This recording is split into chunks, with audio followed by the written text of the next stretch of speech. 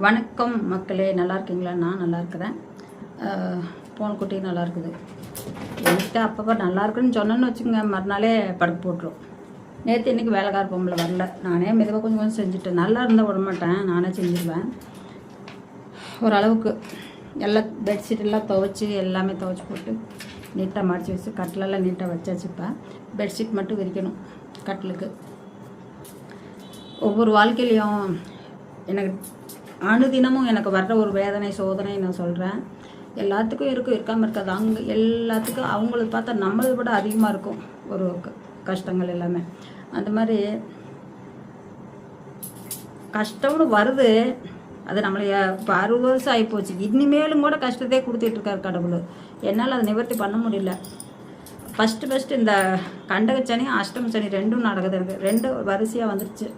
50,000 ரூபா ஏசி போட்டுக்கிட்டு போயிடுச்சு. அது ஒரு மழை பெஞ்சுது, இடி இடிச்சதில் எர்த்து கரெக்டாக கொடுக்காம விட்டாங்க. அப்போ எங்கே பார்த்தாலும் தொட்டாலும் எர்த்து வரும். அது கொடுக்காம விட்டதுனால அந்த ஏசி போய் சேர்ந்துருச்சு. நான் அது கிட்டத்தட்ட 1 மாதம் 1.5 மாதம் வரைக்கும் நான் கண்டுக்கல.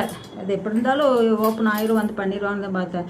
அப்புறம் வந்து பண்ணால் அது போர்டு போயிடுச்சு அப்படின்னாங்க, மதர் போர்டு. சரி, நான் அதை கொண்டு வந்து மாட்டி பார்த்தாங்க. அப்பவும் இல்லை, 2-3 நாள் வந்து மாற்றி பண்ணாங்க. அது கொஞ்சம் வேறு டிஃப்ரெண்ட்டான மாடலுங்க அது. ஆனால் கரண்ட்டு பில் அதிகமாக ஓடாது.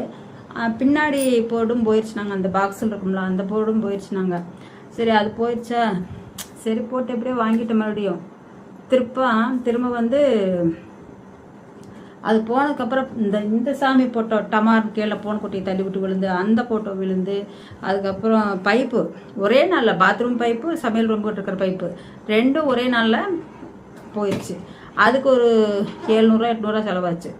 அது முடிச்சதுக்கப்புறம் இங்கே சுவிட்ச் போர்டில் வந்து ஏதோ சம்திங் ப்ராப்ளம் ஆச்சு. அது கரண்ட் வரலையா ஏதோ வந்து இதாகி அதை வந்து பார்த்தாங்க. இங்கே வந்து இப்படின்னு தொட்டுட்டு போனாங்கன்னா 100-200 அப்படி 300 ரூபாய்ங்க. வீட்டுக்கு வந்துட்டு போனால் 300 ரூபா. அது ஒரு 300 ரூபா செலவாச்சு.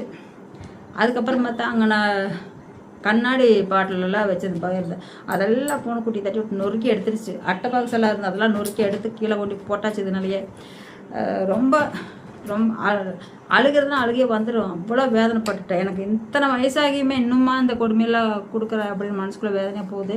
தனியாக இருக்கிறதுனால நேற்றெல்லாம் என்னடா வாழ்க்கை, எப்போ பார்த்தாலும் சாப்பிட படுக்க இந்த மொபைல் நோண்டிட்டு கிடக்கிறது இதை வேலை. இதுக்கு எதுக்கு இருக்கணும்? ஏதாவது 10 பைசா பிரயோசனம் ஆகணும். எந்த ஒரு இதுவும் இல்லை. அதனால எனக்கு மனசு ரொம்ப கஷ்டமாக தோணுது. போய் சேர்ந்துடலாம், எதுக்கு இருக்கணும் அப்படின்ட்டு. 100க்கு 100 இருக்குதுங்க. அப்படியே 100க்கு 100 110 இருக்கும். இப்போ சென்னை போகலாம், பொண்ணோட்டு பார்க்கலாம் அப்படின்னு இந்த மைண்டே வரதில்லை. போகலாமான்னு தோணும்.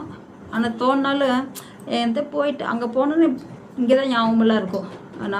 நம்ம தனி வீடு, நம்ம சொந்த வீடு மாதிரி ஆகிப்போச்சு. இந்த வீட்டுக்குள்ள வந்து நமக்கு எல்லா சௌகரியம் கிடைக்குதுன்ட்டு இந்த பூனைக்குட்டியில் நினச்சி பார்ப்பேன். நான் இருந்தால் தாங்க நல்லா விளையாடினா, இல்லைன்னா கற்றுன்னு மாமா கத்திக்கிட்டே இருக்கு மாமா.